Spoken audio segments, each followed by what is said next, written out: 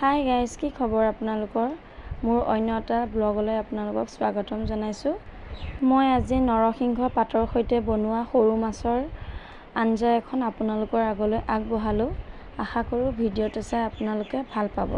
আঞ্জাখন বনাবলৈ কি কি প্ৰয়োজন হয় চাওঁ আহকচোন। আৰু আঞ্জাখন কেনেদৰে বনাব পাৰি তাকে আপোনালোকৰ আগত অকণমান ভিডিঅ' কৰি দেখুৱালোঁ।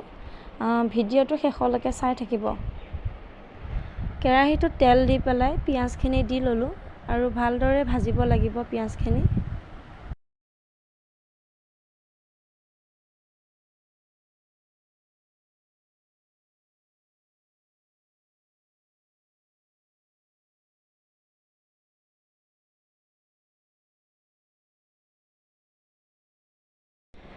পিঁয়াজখিনি লগতে জলকীয়াও দি দিব।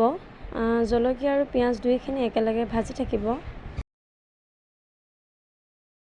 লগতে মাছখিনিও দি দিব আৰু ভালদৰে লৰাই থাকিব যাতে তলত লাগি নধৰে।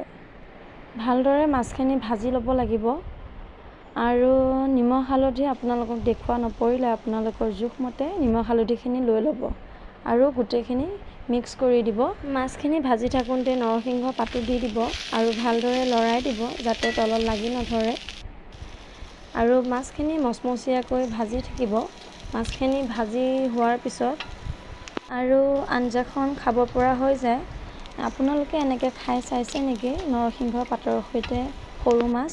আজিলৈ মোৰ ভিডিঅ'টো ইমানতে সমাপ্ত কৰিলোঁ। যদি আপোনালোকে ভিডিঅ'টো চাই ভাল পায় লাইক, কমেণ্ট এণ্ড ছাবস্ক্ৰাইব কৰি দিব।